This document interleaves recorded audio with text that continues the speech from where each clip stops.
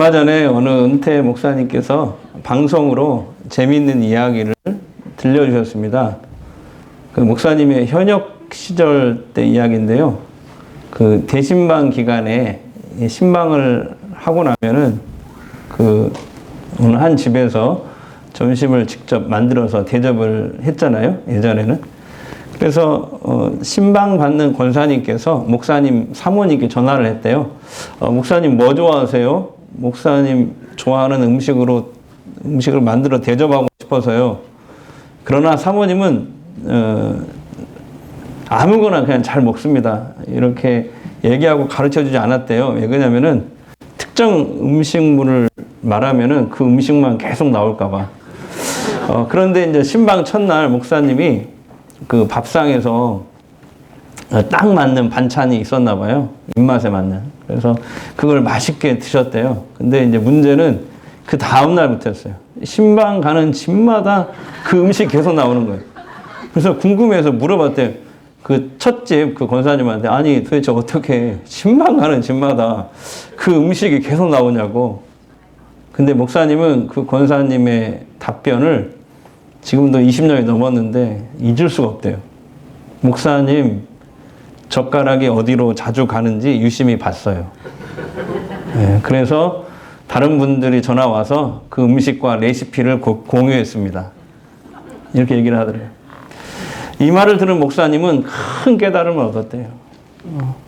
하나님의 젓가락이 어디로 향하는지를 보고 목회하면 목회에 성공하겠구나. 그 후로 목사님은 하나님께서 기뻐하시는 일에 집중하면서 목회를 하셨고 하나님께서 놀라운 열매를 많이 맺게 해주셨다고 고백을 하시더라고요. 여러분, 하나님의 젓가락은 어디로 가장 많이 향할까요? 다시 말하면 하나님께서 가장 기뻐하시는 일은 뭘까요? 예배? 정의와 공의를 실천하는 일? 복음 전파하는 일? 등등등, 더 헌신하는 일, 봉사하는 일, 여러 가지가 있겠지만 그 중에서도 하나님의 젓가락이 가장 많이 향하는 것은 시편 133편 1절에 나옵니다. 우리 다 함께 읽을까요? 시작. 형제가 연합하여 동거함이 어찌 그리 선하고 아름다운가. 하나님은 자녀된 우리가 서로 사랑하고 하나 되는 모습을 보실 때 가장 기뻐하신다는 거죠. 반대로 얘기하면 하나님께서 가장 슬퍼하실 때는 언제냐면 자녀된 우리들이 다투고 미워하고 시기하고 분열하는 그 모습입니다. 에베소는요, 사도 바울이 에베소 지역에 있는 성도들에게 쓴 편지예요. 에베소서 자체가 편지입니다. 바울이 쓴 편지. 여러분, 이 지도를 보시면은 바울은 2000년 전에 이 로마 제국의 소아시아 지역의 수도 역할을 했던 이 에베소라는 곳에서, 이 도시에서, 지금은 가보면 유적만 남아있는데 유적이 굉장히 잘 보존이 되어 있어요. 가서 보면, 이제 우리 소근사님은 다녀오셨지만은 거기 가면은 그 2000년 전에 얼마나 이 도시가 화려한 항구 도시였는지, 부자 도시였는지를 알 수 있어요. 바닥이, 우리는 아스팔트 깔잖아요. 거기는 대리석, 모자이크 대리석 깔아놨어요. 그 정도예요.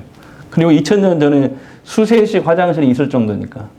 예, 물론 이제 기계식은 아니지만은, 예, 그런 도시였다면, 이런 에베소라는 도시에서 3년간 열심히 복음을 전했거든요.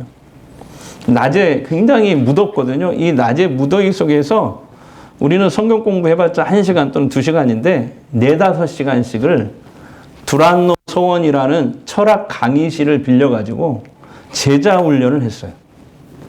바울이 에베소 교회에 이렇게 공을 들인 것은 에베소 교회, 이 지도를 보시면 에베소 교회가 당시 로마의 소아시아 지역의 수도 역할을 했기 때문에 이곳을 이제 거점을 삼아서 저 소아시아 지역의 선교 거점으로 삼기 위해서였습니다. 그래서 다른 바울 서신과는 다르게 에베소 교회가 특별히 어떤 문제가 있어서 이 에베소서 편지를 쓴 건 아닙니다. 다만 바울은 에베소서 이 편지를 통해서 정말 에베소 교인들이 또 에베소뿐만 아니라 그 주변에 있는 소아시아 교인들이 이 편지를 돌려가면서 읽었다고 그래요. 그러니까 신앙생활에 있어서 가장 중요한 가치인 교회의 하나됨을 강조하고 싶었던 거예요. 교회의 하나됨.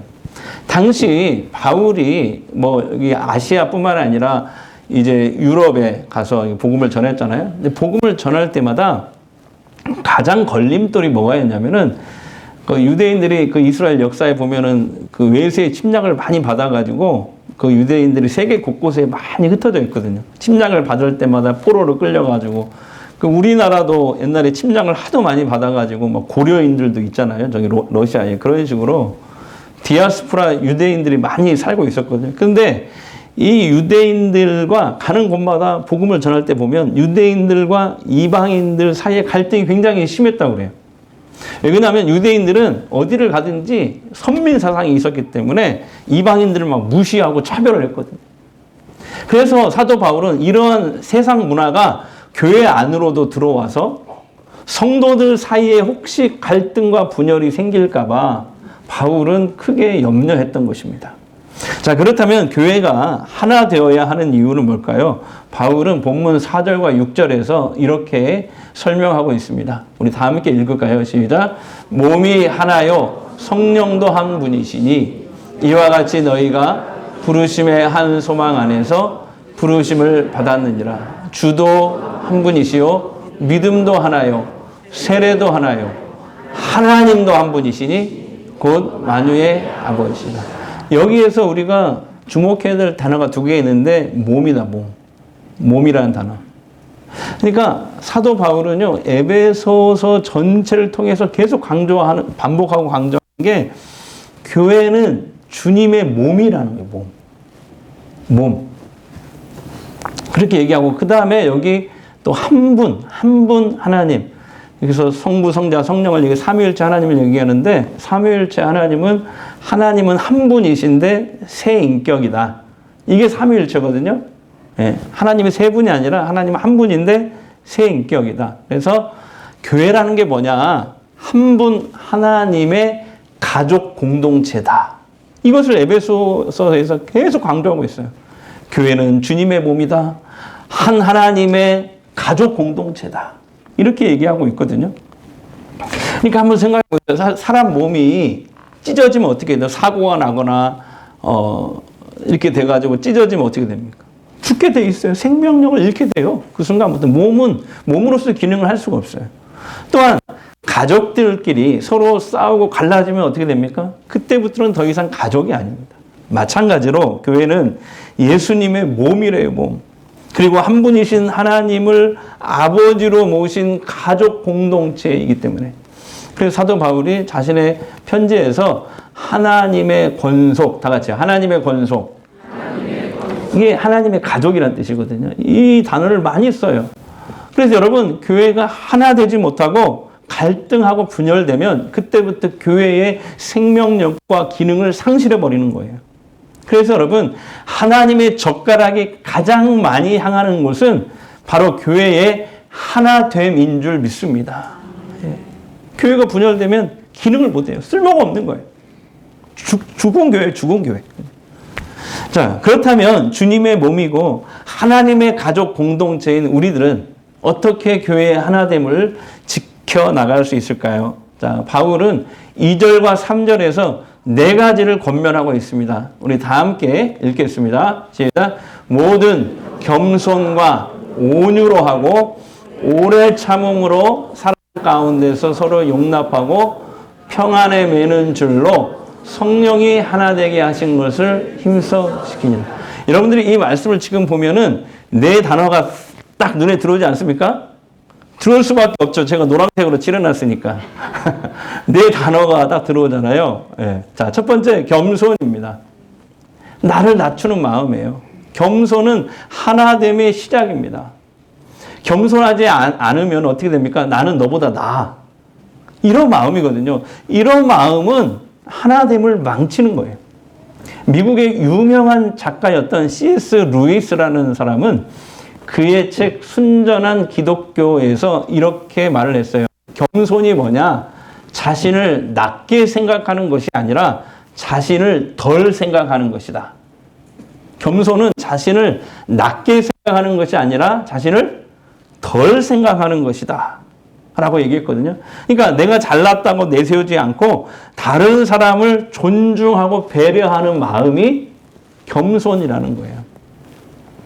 드라이브를 즐기던 어떤 부부가 있었습니다.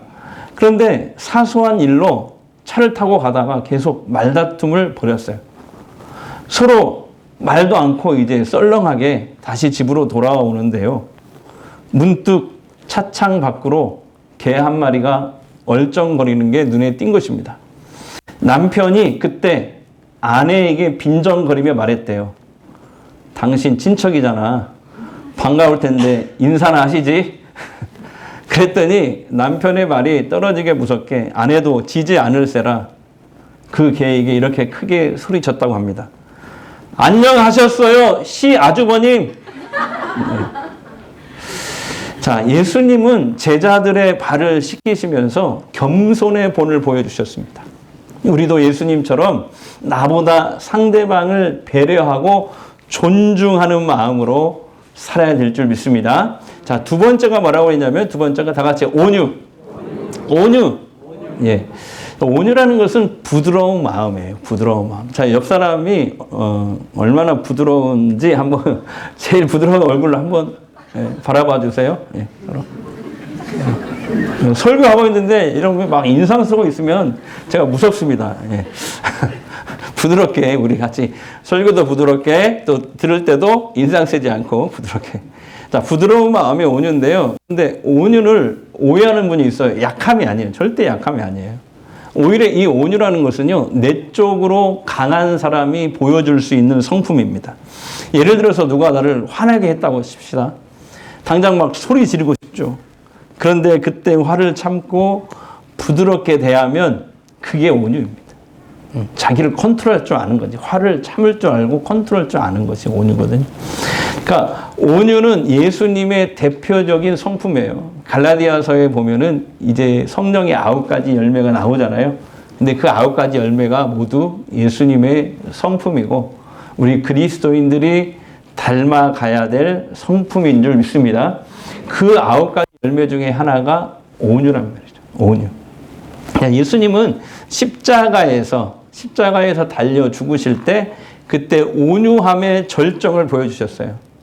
자, 주님은 십자가에 이렇게 달려가지고 이제 6시간 동안 매달려서 물과 피를 다 쏟으셨잖아요. 고통당하셨는데 그때 자기를 십자가에 못 박고 조롱하고 욕하는 사람들을 향해서 하나님, 저들의 죄를 용서해 주십시오.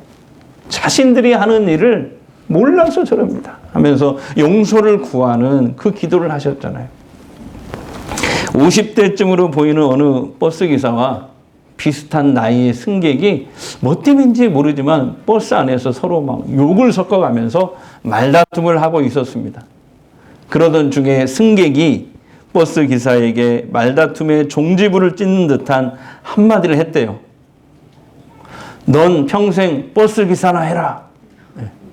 그랬더니 승객들은 이제 버스 기사의 패배를 예상하고 안타깝게 기사를 바라보았대요.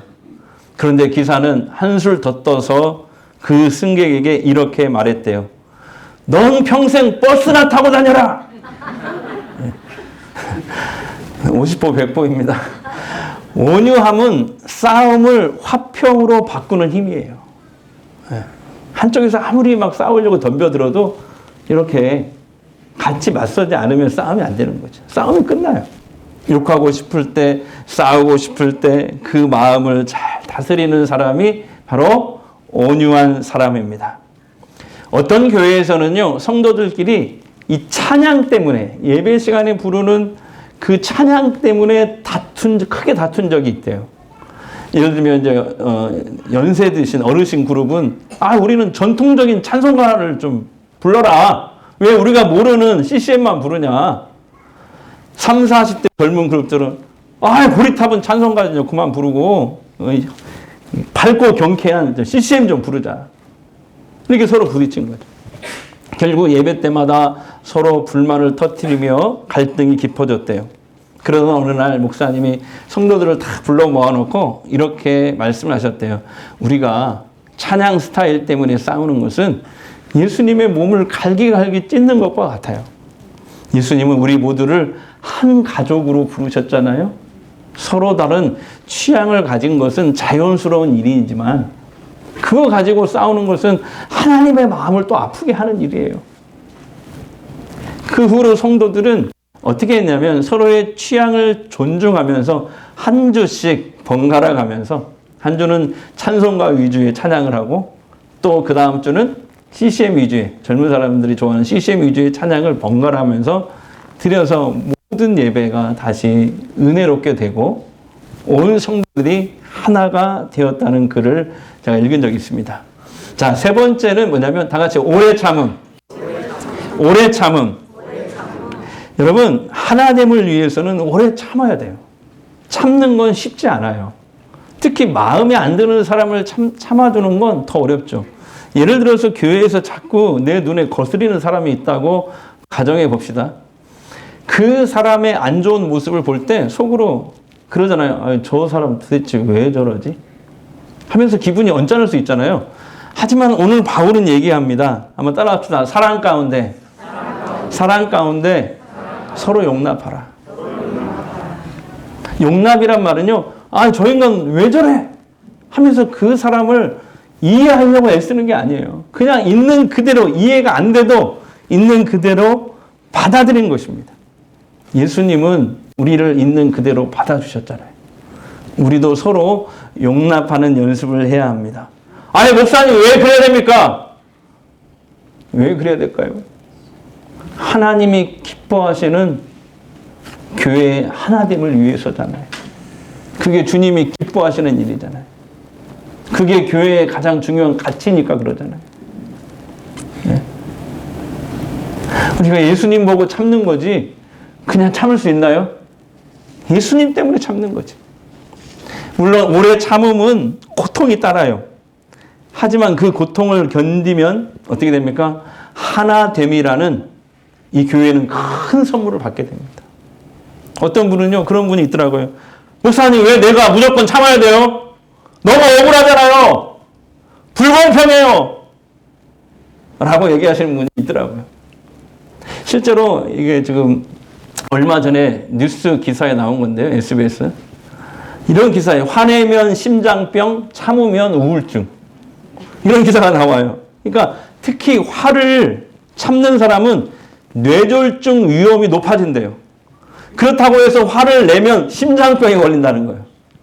그러니까 이 뉴스 기사 댓글이 많이 달렸는데 이 뉴스를 본 사람들이 아니, 화를 내지도 말라. 참지도 말라. 도대체 어쩌란 말이냐. 이런 댓글을 많이 달았더라고요. 자, 오늘 성경이 말씀하시는 이 오래 참음은요, 그냥 무조건 꼭 참는 오래 참음이 아니에요. 오늘 주님이 말씀하시는 교회 하나됨을 위해서 오래 참음은요, 사랑이 담긴 오래 참음입니다. 무슨 말이냐? 여러분, 우리 사춘기 자녀를 둔 부모님이 계시고 또 자녀를 둔 부모님들이 다 계시잖아요. 근데 우리의 자녀들이 잘못하거나 엇나가더라도 우리 부모는 얼마든지 오래 참을 수 있습니다. 가끔 저처럼 폭발하는 부모도 있지만은 대부분의 부모님들은 그 자녀가 엇나갈 때 참고 기다려줘요. 그때 누구는 하나, 내가 왜 억울하게 참아야 돼요? 절대 그렇게 항변하지 않습니다. 왜 그래요? 자식을 사랑하는 마음이 더 크기 때문에 그래요. 마찬가지예요. 우리가 그냥은 못 참죠. 그냥 어떻게 오래 참아요? 우리가 예수님을 사랑하는 그 마음, 예수님의 몸인 교회를 사랑하는 마음이 우리 안에 충만하다면 오래 참을 수 있게 됩니다. 참는 게 아니라, 참아지는 게 아니라 참을 수 있게 돼요. 주님을 사랑하는 마음, 주님의 몸인 교회를 사랑하는 마음이 내 안에 충만하게 있다면 용납할 수 있게 된다니까요. 용납해라. 이게 아니라 용납할 수 있게 돼요. 있게 돼.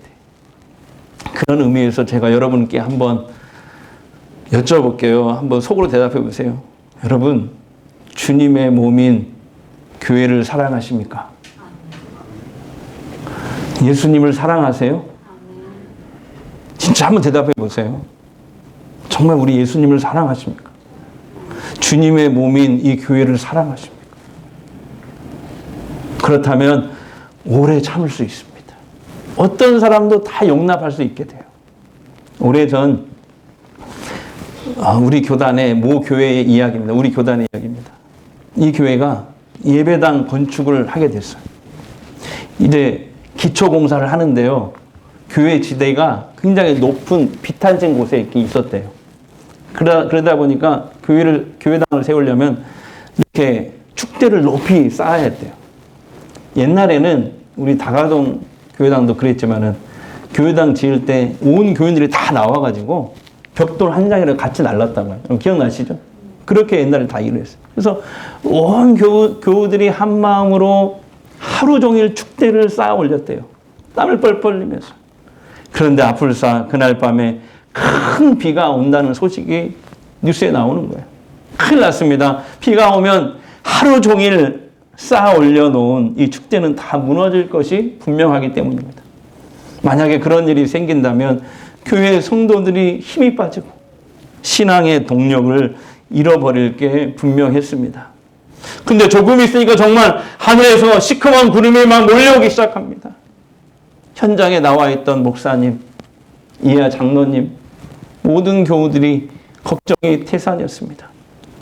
이때 이 교회 장로님 한 분이 갑자기 사라지더래요. 그러더니 이부자리를 갖고 나타났어요. 그리고 축대 밑에 이부자리를 깔았습니다. 그리고 밤새도록 거기 엎드려서 기도를 했다 그래요. 하나님 아버지, 비가 오면 저도 축대 밑에서 순교할 것입니다. 여러분께 묻겠습니다. 그날 밤 비가 왔을까요? 안 왔을까요? 안 왔으니까 얘기를 하죠, 제가. 한 방울도 안 왔다고 그래요. 시편 122편 말씀에 1절에 이런 말씀이 있어요. 예루살렘을 사랑하는 자는 형통하리로다. 이 말은 쉽게 말하면 이거예요. 교회를 사랑하는 자는 형통하리로다. 교회를 사랑하면, 우리 주님을 사랑하면 얼마든지 참고 인내하고 용납할 수 있게 돼요. 그리고 그 장로님처럼 희생할 수 있게 돼요. 주님을 위해서 헌신하고 희생하는 거 하나도 아깝지가 않아요. 주님을 사랑하게 되면, 주님의 몸인 교회를 진짜 사랑하게 되면, 마지막으로 하나됨을 위해서 우리는 그리스도를 바라보고 성령을 의지해야 합니다. 오늘 성령 강림 주일인데요. 성령을 의지해야 합니다. 자, 3절 말씀 읽겠습니다. 시작. 평안에 매는 줄로 성령이 하나 되게 하신 것을 힘써 지키라. 한 번 더요. 평안에 매는 줄로 성령이 하나 되게 하신 것을 힘써 지키라. 여기서 중요한 건 뭐냐면 우리가 하나 되려고 애쓰는 게 아니라 이미 예수님께서, 성령님께서 하나 되게 하신 것을 지키는 것입니다. 마귀는요, 사탄은요, 교회의 하나됨을 방해하려고 끊임없이 공격합니다. 갈등을 일으키고 부딪히게 만들고 분열하게 만들고 결국 주님의 몸이 찢어지게 만들어버려요. 그래서 그 교회가 아무런 기능을, 생명력을 발휘하지 못하게 만들어버려요. 이게 마귀의 전략입니다. 그래서 내 힘으로는 부족해요. 성령님의 도우심이 필요합니다. 그래서 누군가는 교회를 위해서 기도해야 돼요. 성령님, 우리 교회가 하나 되게 해주세요. 성령님께서 하나 되게 해주신 것을 우리가 힘써 지킬 수 있도록 주님 도와주시옵소서. 교회에서 갈등이 생길 때 상대방을 비판하기 전에 예수님 앞에 엎드려서 기도하시기를 바랍니다. 그러면 성령님께서 우리를 화평의 길로 인도하실 줄 믿습니다. 우리 주님도 산상설교 때 팔복을 말씀하셨잖아요. 팔복 중에 하나가 이거잖아요. 화평케 하는 자는 복이 있나니 그들이 하나님의 아들이라 일컬음을 받을 것이며, 최고의 축복을 선언하셨어요. 화평케 하는 자는 복이 있나니 저들이 하나님의 아들이라 일컬음을 받을 것이며. 그런데 어저께 설교를 준비하다 마무리할 때 딱 보니까 인터넷에 사탄 팔복도 있더라고요. 그거 제가 적어왔어요. 읽어드릴게요. 자, 첫 번째 복, 사탄 팔복이에요. 일부 때는 졸다가 아멘 하더라고요. 이거 아멘 하면 안 돼요. 사탄 팔복 1. 피곤하고 바쁘다는 핑계로 교회 나가지 않는 자는 복이 있나니 그들이 나의 가장 믿을 만한 일꾼이 될 것이며. 자, 2. 목사의 과오나 흠을 보고 트집을 잡는 자는 복이 있나니 설교를 들어도 은혜를 받지 못할 것이며. 3. 자기 교회이면서 나오라고 사정해야만 나오는 자는 복이 있나니 그들은 교회 안에서 말썽꾸러기가 될 것이며. 4. 남의 말 옮기기를 좋아하는 자는 복이 있나니 그들은 내가 가장 좋아하는 다툼과 분쟁을 일으킬 것이요. 5. 걸핏하면 삐죽거리는 자는 복이 있나니 그들은 작은 일에도 화를 내고 교회를 곧 그만둘 것이며. 6. 하나님의 일에 인색하고 헌금하지 않는 자도 복이 있나니 그들은 나의 일을 가장 잘 돕는 자일 것이며. 7. 성경을 읽고 기도할 수 없을 만큼 바쁜 자는 복이 있나니 그들은 나의 유혹에 쉽게 넘어가 마침내 나의 조롱거리가 될 것이며. 8. 하나님을 사랑한다 하면서도 자기 형제와 이웃을 미워하는 자는 복이 있나니 그들은 나의 영원한 친구가 될 것이니라. 또 여기도 아멘 하시는 분인데 졸다가 아멘 하신 거예요 지금. 아멘 하면 안 됩니다. 사랑하는 성도 여러분, 교회는요 건물이 아니에요. 또 세상에서 말하는 조직이나 모임도 아닙니다. 교회는요 주님의 몸이에요. 예수님의 몸. 찢기거나 나누면 안 돼요. 그 순간에 생명력을 잃어버려요. 기능을 상실해버려요. 우리는 한 하나님의 가족 공동체예요. 그러니까 절대 나뉠 수 없는 거예요. 나뉘어서도 안 되는 거예요. 갈등하거나 분열해서도 안 돼요. 주님은 오늘 본문을 통해서 우리에게 이렇게 말씀하십니다. 너희가 목숨 걸고 지켜 나가야 할 가장 중요한 가치는 바로 교회의 하나됨이다. 그런데 교회가 갈등하고 분열되면 그 생명력을 잃어버리게 돼요. 좀 다투고 이렇게 언쟁이 있을 수는 있죠. 그러나 빨리 그것을 다시 화목하는 방향으로 우리가 잘 조절해야죠. 그게 능력이죠. 그렇습니다. 교회가 갈등하거나 분열하면 제자 삼으라는 주님이 교회에 주신 사명을 감당할 수가 없어요. 또 제가 목회 그동안에 짧은 목회했지만은 이렇게 여러 교회를 다니면서 목회를 했잖아요. 부목사 때부터. 이렇게 보니까 교회가 분열하고 갈등하면 제일 가슴 아픈 게 뭐냐면 이거예요. 믿음이 약한 성도들은 교회를 영영 떠나버려요. 다른 교회로 가면 좋은데 그것도 아니라 영영 떠나버려요. 그 다음에 더 가슴 아픈 게 뭔지 아세요? 우리의 자녀들도 교회를 그때부터 외면하게 됩니다. 신앙 계승에 완전 실패해요. 그러니까 교회 안에 갈등 있고 분열이 있는 교회 중직자들 자녀도 교회 신앙생활 제대로 하는 거 보셨습니까, 여러분? 신앙생활 제대로 못하는 이유가 바로 그것 때문에 그래요.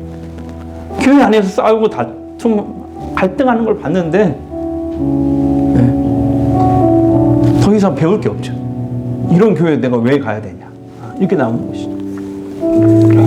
여러분, 성령이 하나 되게 하신 것 우리 힘써 지켜나갑시다.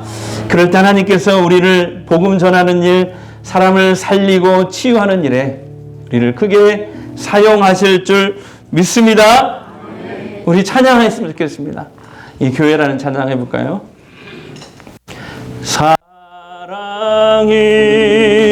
넘치기보다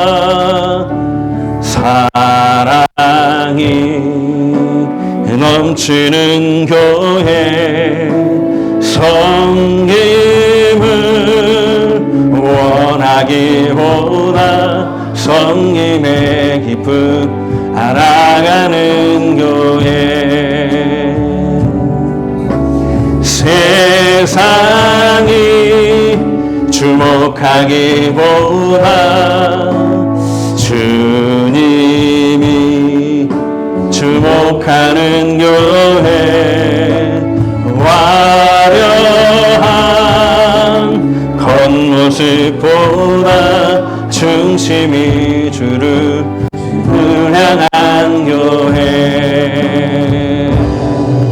주님이 피로 사신 아름다운 교회 서로 사랑함으로 하나 되는 교회 주님이 머리 되신 거룩한 교회 우리 함께 만들어가요. 이 시간 한번 우리 합심해서 기도하는데요. 여러분 교회 하나 되면요 우리가 목숨 걸고 지켜나가야 될 교회의 가장 중요한 가치입니다. 교회가 하나 되지 않고 분열하고 다투고 분쟁이 일어나면요 주님이 우리에게 주신 지상 명령을 제대로 수행할 수 없어요. 교회는 그때부터 생명력을 잃어버려요. 교회의 기능을 제대로 수행할 수 없습니다. 사람을 살리고 복음 전하고 회복시키는 그 일에 우리가 쓰임받을 수 없게 됩니다. 믿음이 연약한 성도들은요 교회와 믿음에서 영영 떠나게 됩니다. 또한 우리의 귀한 자녀들은요 교회를 외면해버리고 신앙 계승에 결국 실패하게 됩니다.